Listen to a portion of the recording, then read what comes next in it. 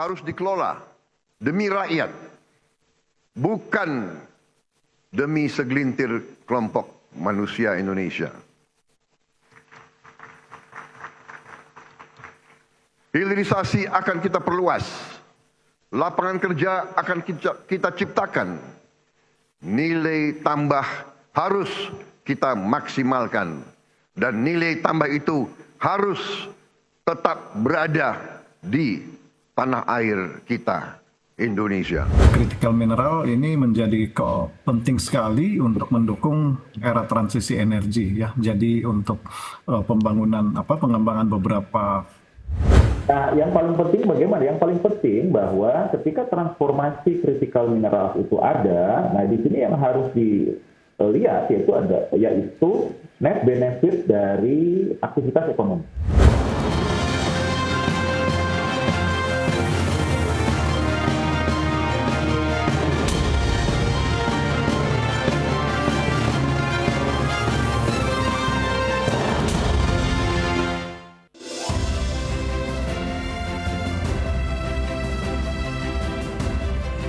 Ya, halo pemirsa, apa kabar Anda hari ini? Langsung dari studio IDX Channel Jakarta, saya Prasetyo Wibowo kembali menyapa Anda dalam Market Review, program yang mengupas isu-isu yang menjadi penggerak ekonomi di Indonesia.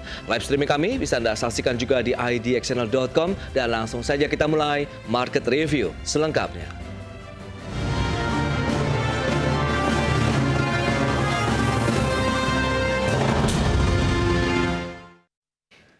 Pemirsa, Presiden Prabowo Subianto menegaskan akan memperluas kebijakan hilirisasi di tahun 2026. Bahkan seluruh proses nilai tambah hilirisasi akan diupayakan tetap berada di wilayah Indonesia. Alam harus dikelola demi rakyat, bukan demi segelintir kelompok manusia Indonesia. Hilirisasi akan kita perluas, lapangan kerja akan kita ciptakan, nilai tambah harus kita maksimalkan, dan nilai tambah itu harus tetap berada di tanah air kita, Indonesia. Demikian pernyataan Presiden Prabowo Subianto dalam sidang paripurna DPR RI mengenai pengelolaan sumber daya alam yang harus mengedepankan kepentingan masyarakat luas di tanah air. Sumber daya alam tidak boleh dimiliki dan dikuasai oleh sekelompok orang saja di negeri ini. Presiden juga menegaskan seluruh proses nilai tambah dari kegiatan hilirisasi harus tetap berada di dalam negeri. Pemerintah juga akan mempercepat berbagai proyek hilirisasi yang nilai investasinya mencapai 38 miliar dolar Amerika Serikat. Proyek hilirisasi tersebut mencakup sektor pertambangan mineral dan batu bara, pertanian, perikanan, serta energi yang terdiri dari hilirisasi batu bara, timah, dan ekosistem baterai. Dengan demikian, kebijakan hilirisasi masih menjadi game changer dalam mendorong dan berkontribusi terhadap target pertumbuhan ekonomi nasional di tahun 2026 yang dipatok sebesar 5,4%. Berbagai sumber, IDX Channel.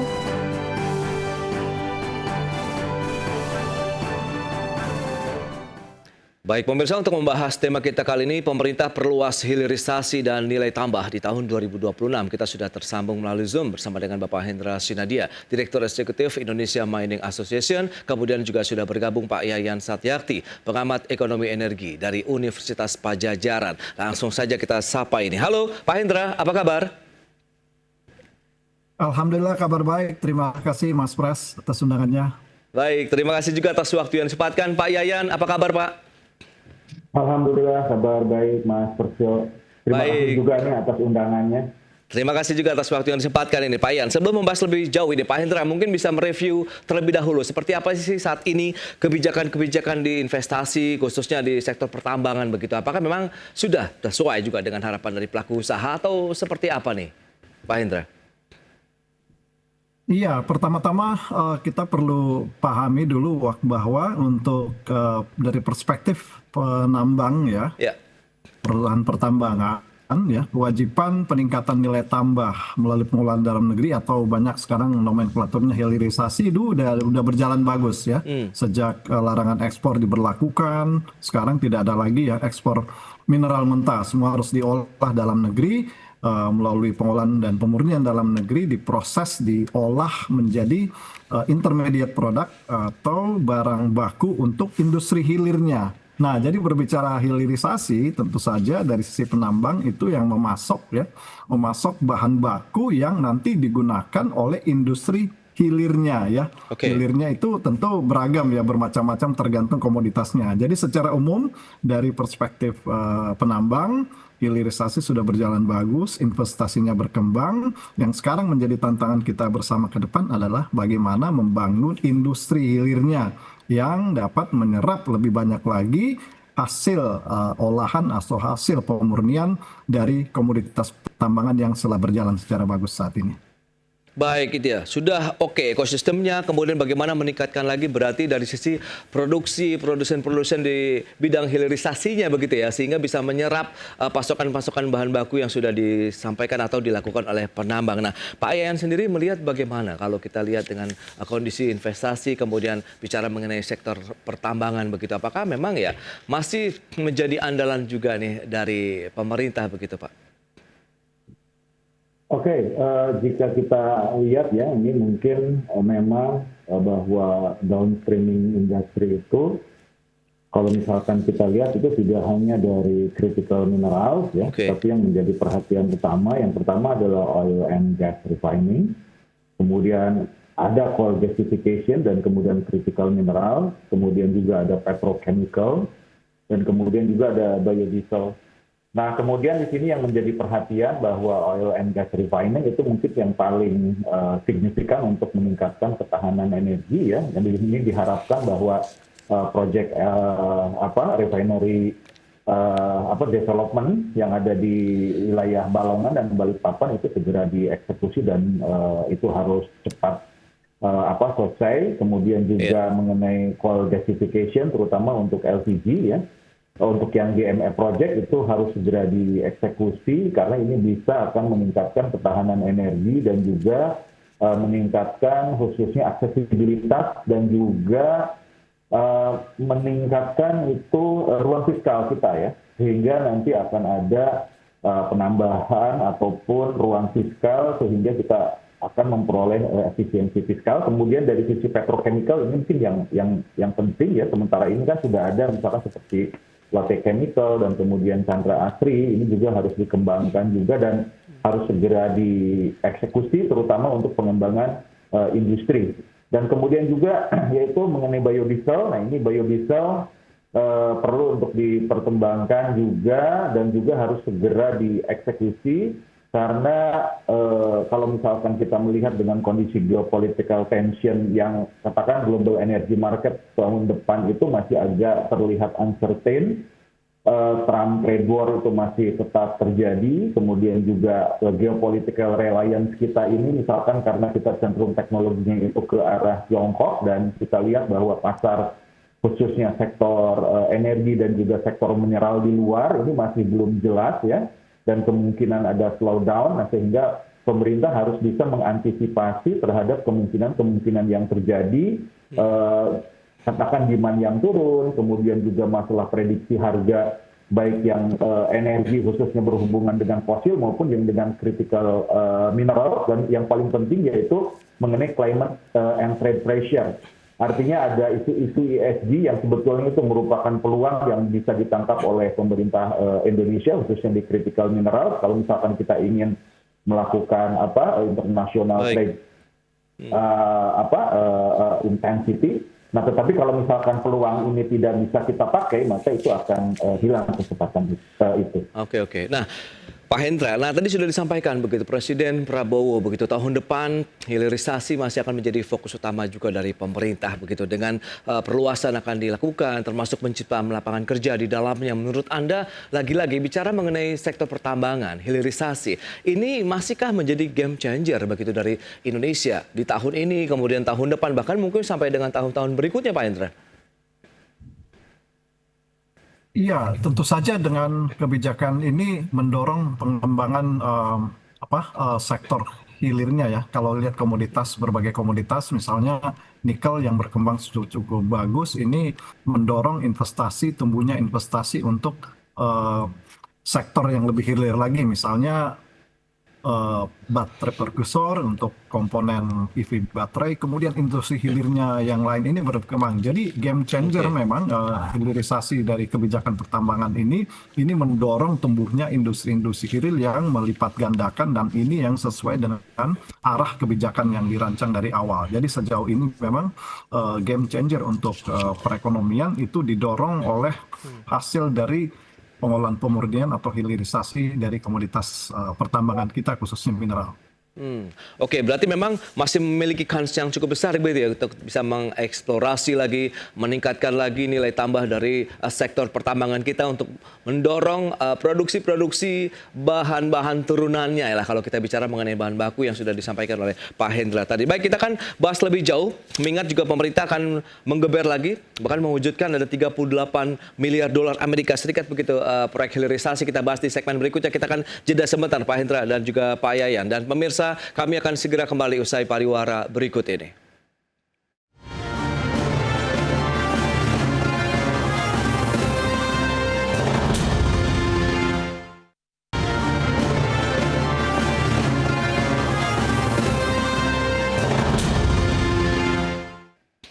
Ya, terima kasih Anda masih bergabung bersama kami dalam Market Review, pemirsa. Dan berikut ini kami akan sampaikan sejumlah data untuk Anda terkait dengan realisasi investasi hilirisasi mineral di kuartal 2 tahun 2025 ini. Baik, seperti yang bisa Anda saksikan di layar televisi Anda, ini adalah realisasi investasi untuk hilirisasi di kuartal 2, di mana total investasinya sendiri mencapai 96,2 triliun rupiah dan terdiri dari nikel, tembaga, boksit, kemudian besi baja, timah, dan beberapa produk tambang lainnya. Nikel mencapai 46,3 triliun, kemudian tembaga sendiri 22,3 triliun, boksit 14,8 triliun, kemudian besi dan baja sekitar 9,5 triliun, kemudian timah 1,9 dan lainnya sekitar 1,4 triliun rupiah. Itu dia beberapa sektor yang memang sudah terrealisasi untuk investasinya, dan berikutnya kita akan cermati bersama bagaimana dengan realisasi investasi hilirisasi di semester kedua. Kalau tadi di kuartal kedua saja, dan kali ini kita akan lihat secara keseluruhan di semester 1 sudah mencapai 193,8 triliun rupiah. Dan ini sama, nikel, tembaga, boksit, besi, baja, timah, dan lainnya dengan total yang tentunya jumlahnya lebih besar lagi karena kita lihat periodenya adalah di sepanjang semester pertama tahun 2025. Berikutnya, lokasi investasi untuk hilirisasi terbesar di kuartal kedua tahun 2025 itu di mana saja? Baik, kita akan cermati. Ada Sulawesi Tengah ini, pemirsa, mencapai 17,8% dari total keseluruhan. Kemudian Jawa Barat 10,5% atau 15,2 triliun. Maluku Utara 10,4%. Kemudian ada Nusa Tenggara Barat. Kemudian juga ada di wilayah Jawa Timur yang mencapai 8,5 triliun rupiah untuk lokasi investasi hilirisasi di sektor minerba. Baik, kita akan lanjutkan kembali perbincangan bersama dengan Bapak Hendra Sinadia, kemudian juga Pak Yayan Satyakti. Ya, mencermati dengan beberapa data tadi yang sudah disampaikan. Kemudian tadi Pak Hendra sudah menyampaikan bahwa memang kalau kita bicara mengenai sektor pertambangan khususnya di hilirisasi ini masih menjadi game changer juga nih untuk mendukung pertumbuhan ekonomi kita begitu, karena tahun depan ini targetnya cukup kencang dan juga optimis, sekitar 5,4%. Nah, Pak Yayan, Anda melihat bagaimana optimisme yang tengah dibangun juga, kemudian iklim investasi yang juga terus dikembangkan dan diupayakan semakin baik lagi, apalagi tadi Pak Prabowo sudah menekankan seluruh proses mungkin tadi nilai tambah semuanya harus di Indonesia nih, Pak Yayan. Oke, mungkin strateginya bisa dilakukan dengan dua cara. Ya. Yang pertama yaitu kita harus melihat bahwa industri nikel tersebut merupakan bagian dari aktivitas perdagangan internasional.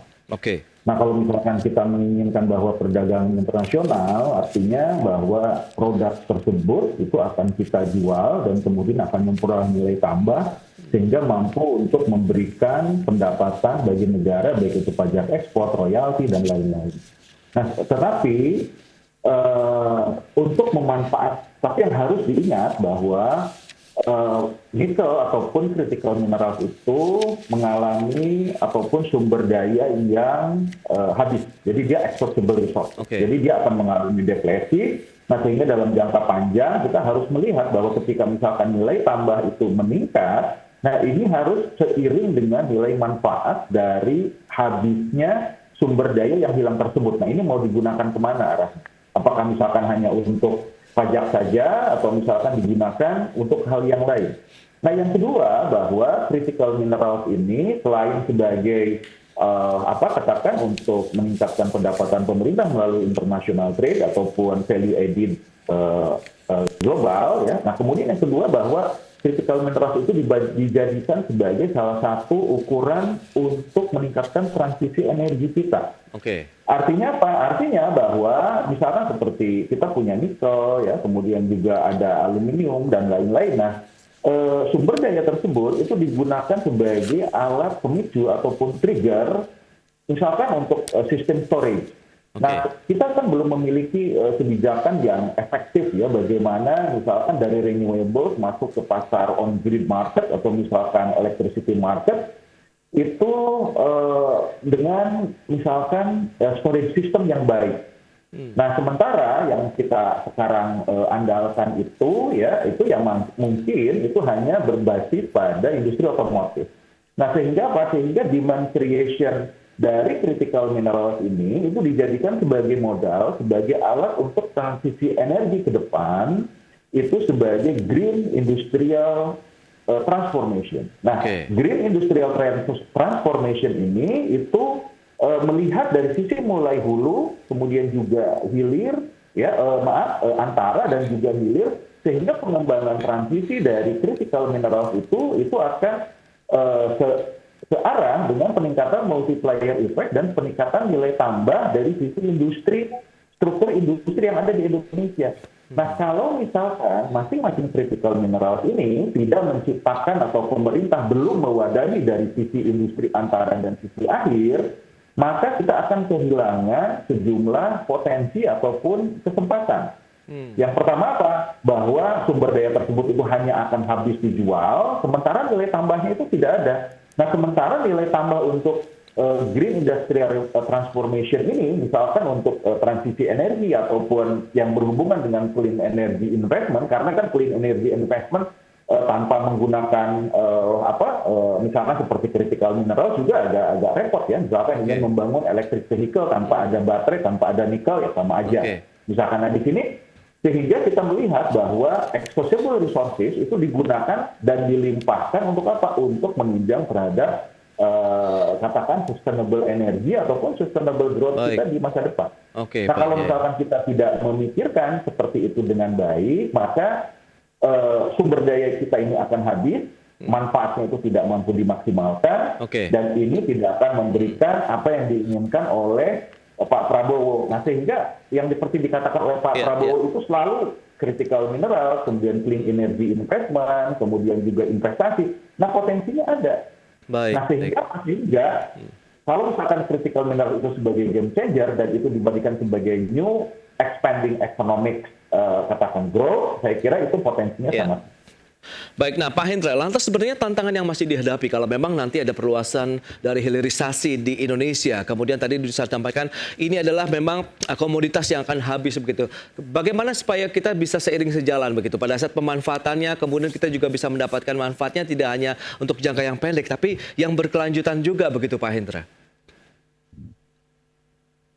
Iya, kalau yang dari sisi penambang tentu yang menjadi concern juga adalah kontinuitas ya, sustainability, keberlanjutan dari pasokan. Tadi disampaikan Pak Yayan juga ya, ini critical mineral ini menjadi penting sekali untuk mendukung era transisi energi ya. Jadi untuk pengembangan beberapa produk yang hijau, the green itu memerlukan critical mineral. Nah, di sini yang menjadi concern utama adalah keberlanjutannya dalam hal pasokan. Ini yang juga harus menjadi perhatian penting dari pengambil kebijakan untuk pengembangan hilirisasi yang terus berkembang. Ini membutuhkan dukungan agar eksplorasi ini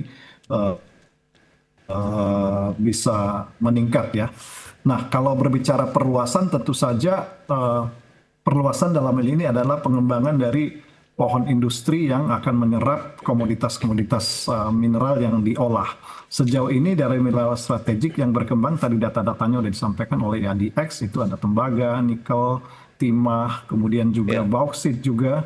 Nah, di luar itu tentu ada banyak lagi ya critical mineral yang penting. Pemerintah sudah menetapkan sekitar 44 ya, critical mineral. Nah, ini pengembangan ke depan tentu akan membutuhkan kebijakan, insentif, dan juga dukungan energi. Nah, ini yang menjadi salah satu poin penting, dukungan energi untuk mengembangkan. Nah, Pak Hendra, tadi Pak Presiden juga menegaskan. Tapi sekali lagi, jangan dilupakan adalah eksplorasi untuk cadangan kita jangka panjang. Itu dia, eksplorasi untuk cadangan jangka panjang. Kemudian Presiden menegaskan bahwa sumber daya alam harus dikelola demi rakyat, bukan segelintir kelompok. Nah, bagaimana pandangan Anda nih, Pak Hendra? Halo?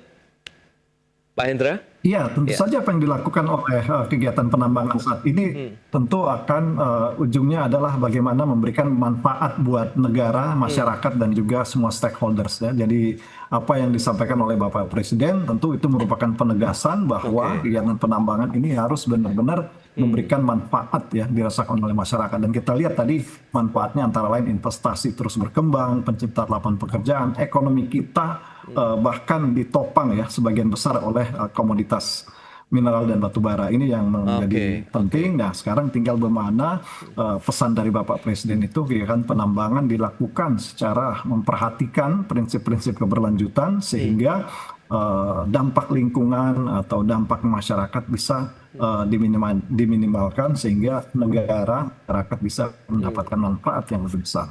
Saya kira itu pesan yang Baik. Ini menarik. Lantas sejauh mana korelasi kalau kita lihat dengan perluasan hilirisasi ini terhadap penciptaan lapangan kerja? Kita akan bahas nanti di segmen berikutnya, Pak Hendra, Pak Yayan. Kita akan jeda lagi sebentar ya. Dan pemirsa, tetaplah bersama kami.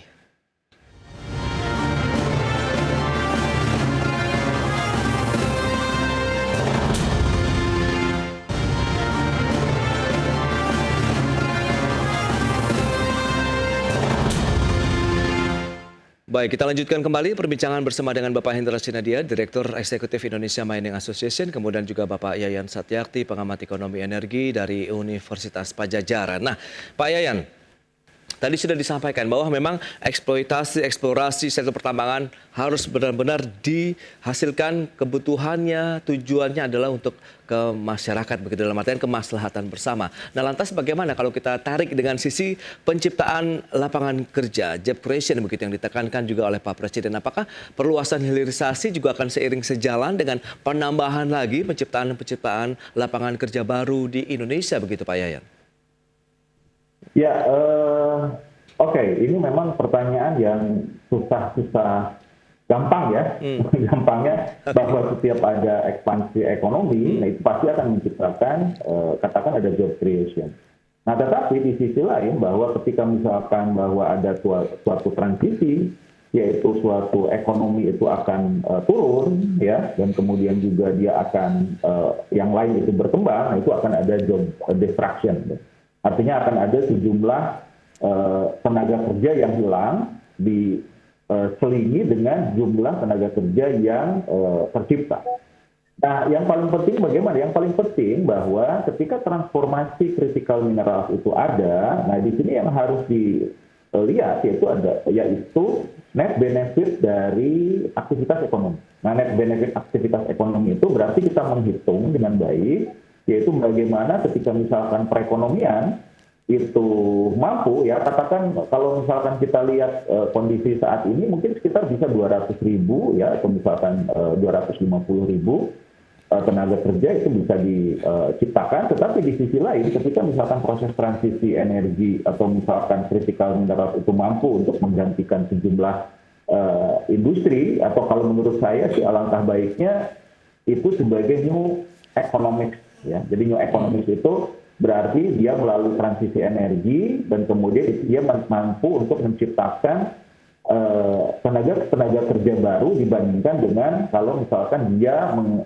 menurunkan terhadap transformasi sektor yang lain. Katakan misalkan sektor pertanian atau misalkan sektor perkebunan yang hilang diakibatkan oleh pertambangan. Nah, ini mungkin harus diperhitungkan juga ini bagaimana mengkompensasi dan kemudian mentransformasi adanya shifting dari sektor-sektor tersebut untuk menciptakan net benefit khususnya bagi penciptaan tenaga kerja.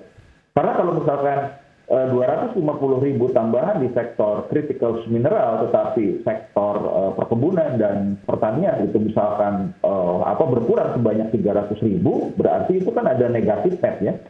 Ya negatifnya itu berarti ya kurang lebih ya sekitar 100 ataupun 50.000. Nah ini yang harus dihindari oleh pemerintah bahwa net job creation ini yang mampu untuk memberikan manfaat bagi daerah. Jadi tidak hanya misalkan bahwa downstream itu akan menciptakan tenaga kerja, ya, tetapi juga ada sektor lain yang hilang diakibatkan adanya perubahan transformasi yang sebetulnya kita sulit mengontrolnya. Nah sehingga kuncinya ada di mana ya? Kuncinya itu mungkin kalau misalkan kita lihat kondisi saat ini ya salah satu triggernya melalui ESG. Di ESG itu kan ada environmental, kemudian dia sosial, kemudian jadi governance. Nah level dari adaptasi ESG ini yang menjadi krusial bahwa suatu sektor transformasi itu mampu mewadahi terhadap katakan konflik-konflik sosial dan juga pengembangan ataupun memberikan benefit bagi masyarakat. Nah ini yang memang menjadi catatan utama ya khususnya untuk pengembangan downstreaming industri di critical mineral. Baik. Nah, dari pelaku usaha sendiri Pak Hendra bagaimana? Kalau Anda melihat dengan perluasan, kemudian penciptaan lapangan kerja dan kita lihat ada beberapa daerah tadi yang memang mengalami lokasi yang cukup tinggi lah dalam artian investasinya begitu. Ada Sulawesi Tengah, kemudian ada Jawa Barat, Maluku Utara, Nusa Tenggara Barat dan juga Jawa Timur. Anda melihat bagaimana? Apakah seiring sejalan dalam artian setiap ada investasi baru, kemudian ada penciptaan lapangan kerja baru juga begitu, termasuk di sektor pertambangan? Ya, sebenarnya untuk penciptaan lapangan kerja ini yang kalau di sektor pertambangan itu memang terbesarnya adalah di penambangan ya, kegiatan penambangan. Kita berbicara mengenai hilirisasi tadi adalah bagaimana sektor pertambangan itu menciptakan nilai tambah melalui pengolahan pemurnian dalam negeri ya berupa pabrik pengolahan yang tentu juga ada lapangan pekerjaan yang dibutuhkan ya. Tapi tentu kalau kita lihat memang industri dari manufaktur itu tidak penyerapannya memang kalau dibanding dengan hulu, kegiatan penambangannya akan lebih banyak di hulu.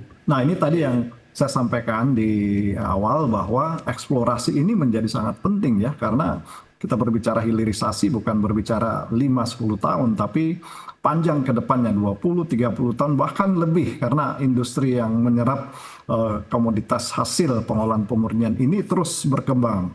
Nah, bagaimana mendorong lebih banyak lapangan pekerjaan dalam konteks hilirisasi ini adalah juga tadi berhubungan dengan didorongnya eksplorasi ya. Dengan didorongnya eksplorasi tentu saja nantinya akan didapatkan tambang-tambang yang ekonomis untuk ditambang ya, akan menghasilkan komoditas yang nanti diolah lebih lanjut. Nah, disitulah di hulu dari penambangan ini itu akan menciptakan lapangan kerja yang jumlahnya ribuan bahkan puluhan ribu ya. Ada beberapa tambang yang kita lihat tambang besar yang karyawannya 20-30 ribu gitu ya. Nah kalau di industri pengolahan ya smelter itu ya di tahap konstruksi awal membutuhkan banyak tenaga kerja. Tapi pas setelah industrinya pabriknya berjalan itu kisaran karyawannya ratusan. Oleh karena itu tentu skillnya berbeda ya karena skill di manufacturing atau di pengolahan ini membutuhkan skill yang lebih terampil. Namun lapangan pekerjaan yang banyak tersedia itu adalah jika eksplorasi didorong, tambang-tambang sudah mulai berkembang. Nah ini menyerap lapangan kerja apalagi di sektor di industri pertambangan sendiri ya itu jumlah program pendidikan tambang sendiri terus berkembang ya saat ini lebih dari 60 program pendidikan tambang di seluruh Indonesia. Nah ini yang menjadi tantangan bagaimana bisa menciptakan lapangan kerja para calon-calon sarjana tanaman ke depannya. Oke. Nah, Ke depan ada sejauh mana optimisme harapan dari pelaku usaha sendiri terkait dengan peluasan hilirisasi nih Pak Hendra, sehingga nanti benar-benar bisa menyokong juga nih optimisme dari pertumbuhan ekonomi tahun 2026 5,4% Pak Hendra?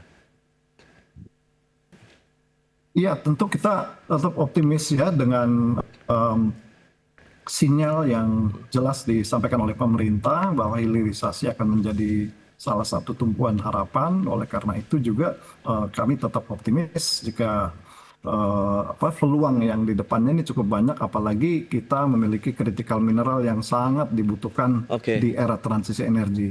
Oleh karena itu perluasan hilirisasi akan terus mendorong eksplorasi dan juga akan membuka kesempatan kerja dan benefit manfaat ekonominya bisa dirasakan lebih besar, dan kami masih optimis ke depan ini masih sangat prospektif. Baik, itu dia.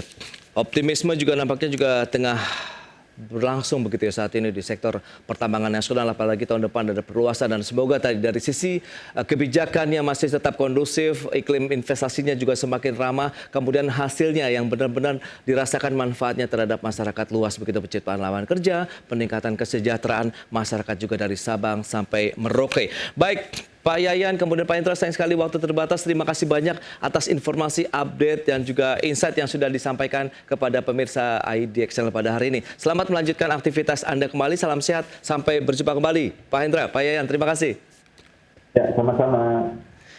Baik pemirsa, jangan beranjak dari tempat Anda karena sesaat lagi kami masih akan kembali dengan pembahasan dan tema menarik lainnya usai jeda berikut ini.